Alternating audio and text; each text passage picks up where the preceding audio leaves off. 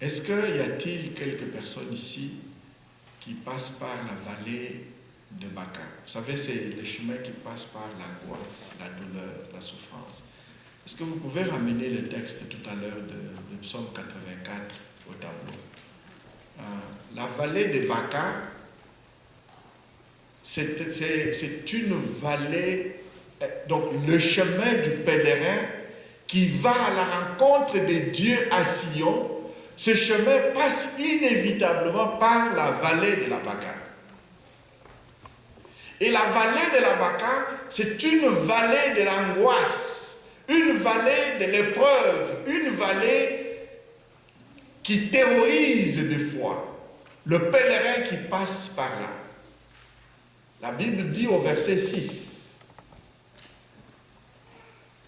que ceux qui aiment Dieu, ceux qui connaissent Dieu, ceux qui marchent avec Dieu, lorsqu'ils passent par la vallée de la Baca, ils pleurent, ils se lamentent, ils crient. Lorsqu'ils passent par la vallée de la Baca, ceux-là, Dieu transforme la vallée de la Baca pour eux, n'est-ce pas? Regardez bien comment l'Écriture dit, lorsque ils traversent la vallée de la Baca, on va revenir à ce mot, la Baca, ceux-là qui y passent, ils transforment cette vallée en un lieu de ressources. Alléluia. Amen. C'est des personnes qui, lorsqu'ils affrontent des problèmes, les problèmes deviennent des opportunités. Lorsqu'ils font face à la maladie pour eux devient une occasion pour Dieu de démontrer sa toute-puissance. Lorsqu'ils affrontent des douleurs, des souffrances, des angoisses, lorsqu'ils affrontent l'échec, lorsque les affaires ne fonctionnent plus, lorsque la santé ne va plus, lorsque l'angoisse de l'accouchement approche aussi, lorsque la douleur de séparation arrive, ces gens-là, ils passent par la vallée de la Baca. Lorsqu'on veut comprendre ce que la vallée de la Baca veut dire, on a des difficultés à comprendre cela parce que cette vallée, on essaye de la situer quelque part, on n'y arrive pas encore. Dans certaines versions, là où c'est écrit la vallée de la Baca, on dit que c'est la vallée des pleurs. C'est la vallée où l'enfant de Dieu, le pèlerin qui a le regard tourné vers Sion, où Dieu habite. Ici, le contexte est « Je m'en vais à Sion », c'est le lieu de la rencontre de Dieu. Je vais monter là, c'est là où je vais rencontrer l'éternel Dieu. C'est là où je vais voir Dieu. Mais le chemin pour rencontrer Dieu passe par nécessairement cette vallée. C'est une vallée au fait. Dans la vallée, c'est les lieux de rassemblement des eaux. C'est les lieux où, en fait, on ne peut pas voir l'horizon. Nous ne savons plus, comme on dit, on ne sait plus voir notre avenir. Il va où là? Nous n'avons plus d'avenir lorsque nous sommes dans la vallée de Baca. Parce qu'on voit l'horizon plus loin, on peut même voir le chemin plus loin. Lorsqu'on est au sommet de la montagne, là où la vie est belle, là où tu peux voir plus loin, tu dis, voici la direction dans laquelle je m'en vais. Lorsque Dieu nous bénit et que tout va bien là, nous sommes au sommet de la montagne. Et là, tu peux regarder, voir même à des kilomètres plus loin, tu peux dire, en tout cas, je vois mon avenir. Là, je vais m'en sortir. L'espérance naît, l'espoir arrive et on est tout content, on bénit le Seigneur, on saute, on danse et on fait toutes les meilleures choses qu'on aime faire. Et là, la vie est belle. Et pour beaucoup, là, on a la foi. Et ceux qui sont au sommet de la montagne, quand ils regardent les autres, ils disent, mon frère, aie la foi. Parce que lui-même, il est au sommet de la vallée. Au sommet de la montagne, là où il peut tout voir. Son horizon est tellement clair. Mais vous savez, lorsque le Seigneur dit avancer, on ne demeure pas éternellement sur les sommets de la montagne. On doit redescendre. Si tu veux aller plus loin pour voir ton horizon, tu ne restes pas sur la montagne en disant « Je veux voir loin, je suis bien ici parce que je vois loin ». Même si tu vois loin, tu n'es pas encore arrivé loin, n'est-ce pas? Mais pour arriver loin, il faut que tu dévales encore la montagne, que tu descendes. Lorsqu'on descend, c'est là qu'on rencontre la vallée qu'on appelle la Baka. C'est la vallée de pleurs, la vallée des angoisses, la vallée de l'incertitude. La vallée, c'est un endroit où notre horizon devient bouché. On ne voit plus rien, on se dit, c'est comme si on est dans un tunnel et on ne sait plus en voir le bout. On ne voit plus le bout du tunnel. C'est la vallée. Êtes-vous dans la vallée maintenant? Si vous êtes dans la vallée maintenant, en ce moment ici, ça veut dire, je reprends encore, la Baka, c'est un terme hébreu qui veut dire tout simplement les lieux où on est angoissé, on a peur, on souffre, on n'est pas à l'aise. On dit, certains exégètes disent, this is the valley of weeping. On pleure dedans. Un endroit où tu as l'impression, frères et sœurs, que rien ne va. Pasteur, non, ça ne va pas. On a besoin de prière. Les nouvelles qu'on reçoit ne sont pas bonnes, pasteur. Et ce que je vis, ce que je viens de voir, non, il n'y a rien qui fonctionne bien en ce moment, dans la famille, dans la maison, la santé, le travail, la profession, les affaires. Ça ne va pas bien. Et on pleure. Si vous ne pleurez peut-être pas devant vos enfants, vous êtes seul, vous dites, Seigneur, comment on va s'en sortir? Comment je vais faire? Lorsque c'est le cas, alors tu es dans la vallée de la Baka. Alléluia. Amen. Frères et sœurs, si tu es dans la vallée de la Baka, alors lève-toi, nous allons prier pour tous ceux qui sont dans la vallée de la Baka.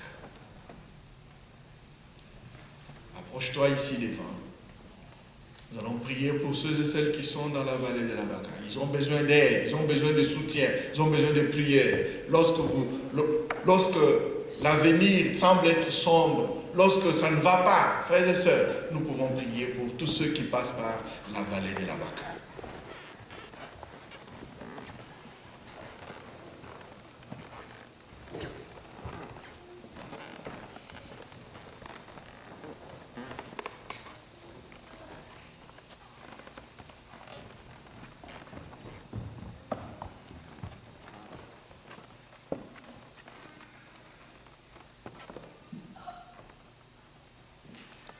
Seigneur,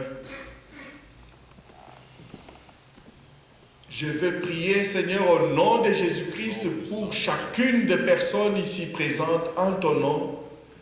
Seigneur, je réclame Dieu de victoire, Dieu de grâce.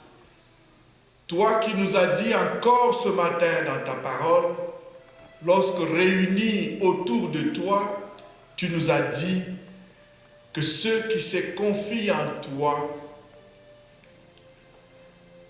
ils connaissent ton nom, ceux-là, Seigneur, parce qu'ils connaissent ton nom, ils se confient en toi.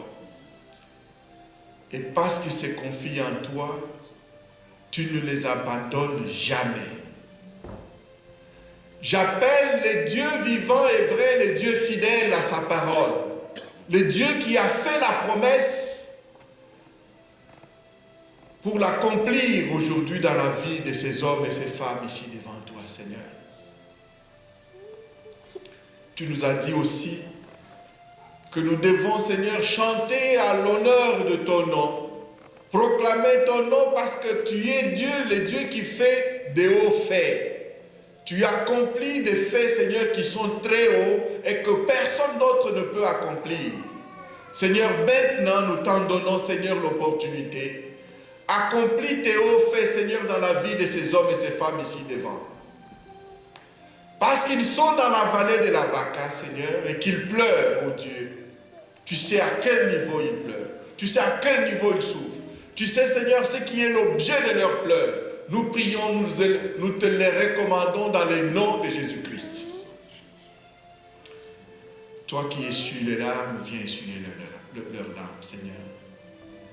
Et les larmes sont essuyées, Seigneur, lorsque l'objet, Seigneur, la cause, Seigneur, de ces larmes est enlevée.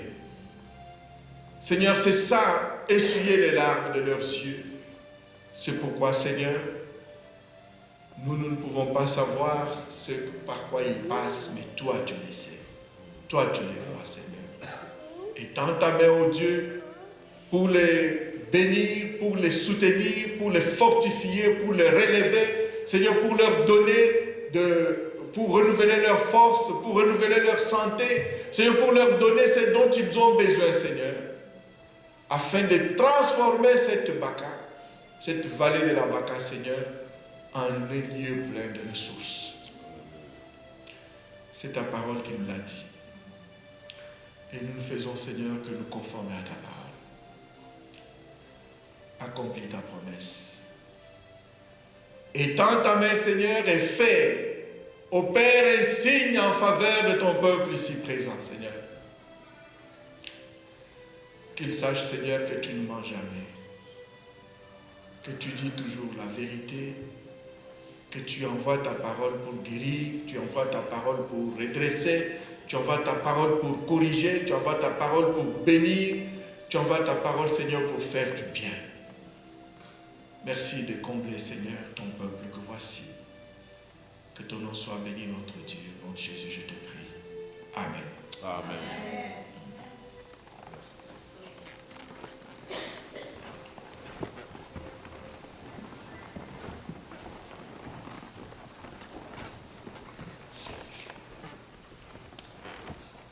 Le verset n'a pas fini.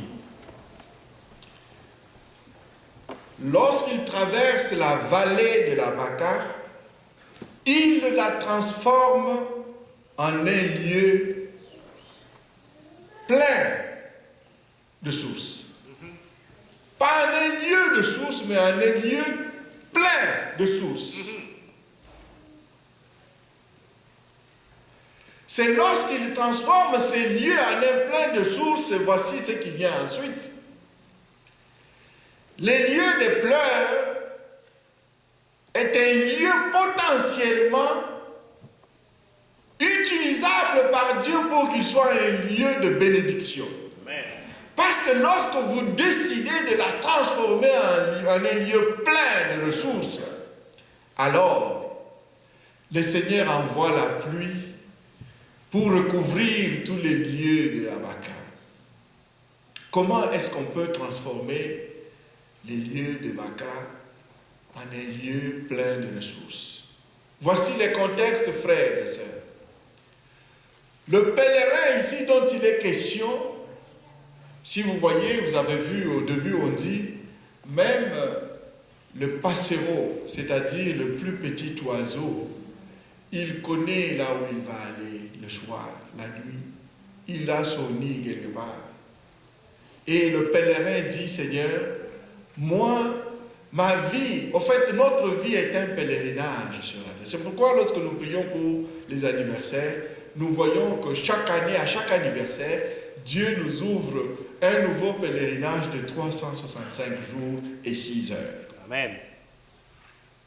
C'est un pèlerinage parce que notre pèlerinage, pour que ce soit vraiment un pèlerinage, il faut qu'il y ait un lieu de début, un lieu d'atteinte, de finale, d'objectif. Et les lieux ici dans la prière, le psaume 84, c'est Sion, la montagne de Dieu. Le pèlerin va à la rencontre de Dieu à son lieu de résidence, qui dans l'Ancien Testament, c'est un lieu où on rencontre Dieu. C'est un lieu où le juif qui était à l'étranger rentre une fois, au moins une fois par année, pour aller à la rencontre de Dieu sur la montagne de Sion. C'est sur cette montagne que le temple de Jérusalem avait été construit. Et c'est là que le peuple de Dieu venait pour offrir à Dieu leur reconnaissance. Le pèlerin va retrouver Dieu. Lorsque tu passes par la vallée de la Baka, le lieu où il n'y a plus d'horizon, le lieu où tu ne vois plus rien devant toi, alors ce qui maintient le pèlerin sur son chemin, c'est quoi? Cette espérance de rencontrer Dieu à Sion. Amen. Alléluia. Amen. C'est ce qui fait que le pèlerin a le courage de transformer les lieux de malédiction, les lieux de douleur, de souffrance, les lieux de pleurs. Il va le transformer en un lieu plein de ressources parce qu'il se dit, je vais aller rencontrer Dieu. Alléluia. Amen. Ça lui donne de l'espérance et il est si plein d'espérance et de courage qu'il ramasse sa vie à deux mains. Il se dit, mon âme, ne pleure pas, ne t'abats pas au-dedans de moi. Lève-toi, espère encore à l'Éternel ton Dieu.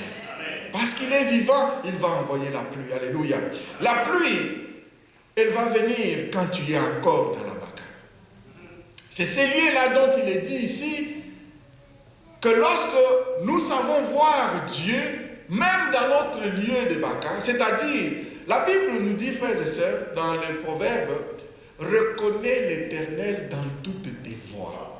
Qu'est-ce que cela veut dire, frères et sœurs? Que lorsque même c'est douloureux, il faut que je voie Dieu là-dedans. N'attribue pas à l'ennemi, frères et sœurs, quand bien même ce serait l'ennemi qui t'attaque avec cela, si il t'atteint, l'ennemi, écoutez-moi bien, frères et sœurs, quand bien même ce serait le diable en personne qui t'attaquerait, et s'il t'attaque, alors il y a deux choses. Ou alors, tu lui appartiens au diable et il peut faire de toi ce qu'il veut. Dans ce cas, le seul conseil que je peux vous donner, c'est de vous lever et de fuir et aller vers Jésus. Amen. Le seul abri qui peut te mettre à l'épreuve. La deuxième chose qui peut arriver, c'est que ton Père Céleste n'est pas ignorant de cela. Parce que comme dans la vie de Job, le Seigneur a dit clairement au diable ce qu'il doit faire, qu'est-ce qu'il doit toucher dans la vie de Job et jusqu'où est-ce qu'il peut aller. Le Seigneur lui a donné des limites. Tu ne peux pas dépasser cette limite-là. Alors il y a des choses que ton Père Céleste a autorisées, a permis. Et c'est comme ça que le diable peut te toucher. Tant que le Seigneur n'avait pas permis cela, le diable lui-même en personne, je ne parle pas ici des démons, de petits démons là, frères et sœurs. Non, je ne parle même pas des choses. Je parle du diable, de Satan, le serpent ancien, lui-même en personne.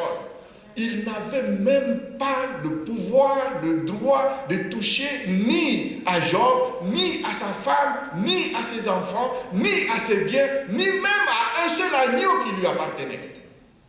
Il n'en avait pas le droit. Jusqu'au jour où il a incité Dieu pour dire, Job n'est pas un vrai croyant. Crois-moi, je viens de la terre, là. Je viens de parcourir la terre. Ce n'est pas un vrai croyant. Il croit en toi parce que tu l'as protégé. C'est toi qui l'as protégé. Et la protection de Dieu est telle que le diable ne peut même pas toucher. Même pas. Est-ce que vous connaissez la femme de Job? Était-elle croyante selon vous? Je ne sais pas. En tout cas, peut-être que les anciens qui étudient beaucoup la Bible, ils peuvent nous dire ça. Est-ce qu'elle était croyante? Peut-être qu'elle était constamment dans l'église. Ne soyez... Quand eux, ils sont passés par la vallée de la bagarre, cette femme n'a pas su la transformer en un lieu plein de ressources. Mais son mari, lui, il l'a fait. Amen. Son mari a dit à la femme, mais tu parles comme une femme insensée, parce que la femme était, ok, maintenant que nous sommes dans la vallée de la bagarre, maintenant que nos enfants sont morts, maintenant que nous avons tout perdu, maintenant que même nos serviteurs sont plus riches que nous, parce que eux au moins, ils ont encore leur salaire. Ils en avaient, ils ont peut-être économisé. Mais lui, le patron, il a tout perdu. Maintenant que même tes serviteurs sont plus riches que toi, alors maudit Dieu eux-mêmes. Tu as le choix de faire ça aussi dans ta vallée à toi. Mais si tu fais ça, tu te condamnes toi-même. La pluie ne tombera pas dans ta vallée. Mais Job, lui, il va dire à sa femme, mais tu parles comme une femme insensée. Dieu nous a donné, alléluia, Dieu nous a donné des enfants. Dieu nous a donné de l'argent. Dieu a béni nos affaires. Nous sommes devenus le couple le plus riche et le plus apprécié du village, de toute la région. Les gens viennent de partout pour nous voir. Et ça, c'est Dieu qui l'a fait. Est-ce que le même Dieu qui nous a fait cela, est-ce qu'il ne permet... Tu ne penses pas que Dieu peut nous donner aussi la douleur avec? Non, le Dieu qui nous a donné du bien, il peut aussi nous faire cela. Que son nom soit béni. Lorsque tu viens sincèrement dire dans la vallée de la Baca que le nom de l'Éternel soit béni, sans regarder les sorciers, sans regarder tout ce peuple. Frères et sœurs, dans la vallée de la Baca, c'est plus facile d'accuser les autres. C'est le lieu où nous accusons non seulement les autres, mais nous accusons aussi Dieu. Oh, pourquoi tu m'as laissé, Seigneur? Pourquoi est-ce que tu as permis? Pourquoi? Moi qui prêche, moi qui prie, moi qui suis à l'église, moi qui t'aime. Comment est-ce que tu as pu permettre ça? Nous accusons Dieu constamment dans la vallée de la Baca. Mais si on revenait avec l'attitude de Job, ça c'est un homme qui a su transformer la vallée de la Baca en un lieu plein de ressources. Nous fêtons Noël bientôt, frères et sœurs, et nous sommes à quelques 2 semaines de Noël, et vous pouvez dire, mais il aurait pu nous parler de Noël. Mais vous savez, c'est lui qui est avec nous dans la vallée de la Baca, c'est le Fils de Dieu. C'est pourquoi nous avons besoin de nous réjouir qu'il soit venu, qu'il se soit intéressé à nous. Il s'est appauvri. Et ce matin, j'écoutais un enseignement tellement profond. Il disait que si Christ est devenu pauvre, le fait de devenir un être humain, c'est s'appauvrir. Lorsque tu es le créateur de l'univers tout entier et que tu acceptes de te limiter à un corps, je ne sais pas, de 1,75 m par, je ne sais pas, 60 cm, tu te limites, tu t'appauvris. En d'autres termes, l'être humain, comme vous et moi, nous sommes tellement limités, nous sommes pauvres. Lorsqu'il accepte de devenir comme nous, il s'est appauvri pour nous enrichir. Et c'est pour cela, il s'appelle Emmanuel, n'est-ce pas? Emmanuel veut dire Dieu avec eux, n'est-ce pas? Non, avec nous. Merci beaucoup. Il n'y a que les anciens qui peuvent dire, ah, non, tout de suite, non. C'est Dieu avec qui? Avec nous, pas avec eux. Lorsque je suis dans la vallée de la Baca, Emmanuel est avec moi. C'est pour cela que j'ai la possibilité de transformer ces lieux de pleurs, en un lieu plein de ressources. Amen. Alors comment je peux le transformer en un lieu plein de ressources?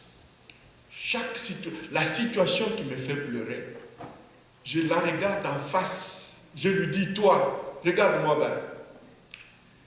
À partir de maintenant, j'arrête de pleurer. Et je veux louer celui qui est avec moi dans la vallée de la Baca. C'est lui qui est le maître de temps et de circonstances. C'est lui qui va appeler la pluie. La pluie va tomber dans ma vallée. Et cette pluie va amener des bénédictions. Alléluia. C'est pourquoi je ne pleure plus. Comme on peut dire, je ne mourrai pas, je vivrai et je raconterai les merveilles de l'Éternel. Je ne pleurerai plus, mais je veux louer le Seigneur dans ma situation. Je veux dire à ma situation, toi situation, tu m'as fait du mal, tu m'as blessé. Oui, j'ai eu mal, mais maintenant, je veux me tourner vers Emmanuel. Il est avec moi dans la vallée. En ce moment, il est avec moi. Je peux compter sur lui. Je vais m'attendre à lui. Je veux encore l'appeler. Je veux invoquer Emmanuel. Il s'appelle Dieu avec moi. Il n'est plus Dieu avec nous, il est Dieu avec moi. Parce qu'il est avec moi, je vais l'appeler. Je vais l'invoquer. Et c'est pour cela que je me réjouis qu'il soit venu. Il s'appelle Emmanuel. Frères et sœurs, lorsque je demeure dans cette vallée, ce n'est qu'une vallée, je suis de passage. Ce n'est pas dit dans ce texte-là que ma vie est une vallée. Non, ce n'est pas écrit ainsi. Mais lorsqu'on voit le début du texte, c'est la vallée. Lorsqu'ils passent par la vallée. Lorsqu'ils font quoi? Lorsqu'ils demeurent dans la vallée. Ils traversent. Merci beaucoup. Il n'est pas dit lorsqu'ils demeurent dans la vallée. Parce que demeurer, ça c'est notre domicile, notre adresse. Je demeure au 1783 Maple Grove Road. Si toi tu décides autrement, ceux qui ne savent pas le faire. Pour eux, leur adresse, ça va être la vallée de la Baca. Tu demeures où? Je demeure dans la vallée de la Baca. Mais le Seigneur dit, le pèlerin, ceux qui connaissent Jésus, ceux qui cheminent avec lui, ceux qui vivent pour lui, ceux qui veulent plaire au Seigneur, ce sont des pèlerins. Et un pèlerin, ce n'est pas celui qui a un domicile fixe. C'est un passager. C'est un étranger. Lorsqu'il traverse la vallée de la Baca. Combien de temps? Ça peut être un jour, 2, 3. Peut-être ça peut faire aussi 5 ans, 10 ans. C'est vrai. Mais je traverse la vallée. Alléluia. Amen. La Bible dit, lorsqu'il la traverse, il la transforme en un lieu plein de ressources parce qu'ils se disent, j'ai Emmanuel avec moi. Ça, c'est pour nous dans le Nouveau Testament, c'est comme ça que les choses se présentent. Lorsqu'on se transpose dans l'Ancien Testament, la réalité d'Emmanuel n'était pas là.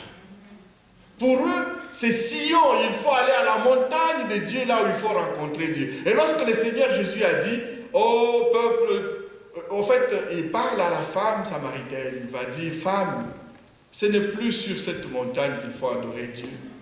Ce n'est plus dans la vallée qu'il faut adorer Dieu. Parce que Dieu est esprit. Il faut que ceux qui l'adorent en esprit et en vérité. Car ce sont là les adorateurs que Dieu recherche. Pas ceux qui, pour adorer Dieu, ils ont besoin d'aller à Sion. Non. Ceux qui maintenant, là, ils peuvent dire, Dieu est avec moi. Il s'appelle Emmanuel. Dieu est avec nous. Dans la vallée de la Baca, il est avec moi. Lorsque quelqu'un a décidé de m'appeler pour me dire cette mauvaise nouvelle, vous savez, Jésus est à côté de moi, il est avec moi. Lorsque je recevais l'annonce, soit par la lettre, soit par le téléphone, soit par tes affaires là, ça ne fonctionne plus, je ne paye plus. Je ne paye pas. Tu décides de ne pas payer? Ok, que Dieu te bénisse. Toi, tu as des avocats, tu as peut-être beaucoup de personnes riches, mais moi, j'ai Emmanuel avec moi.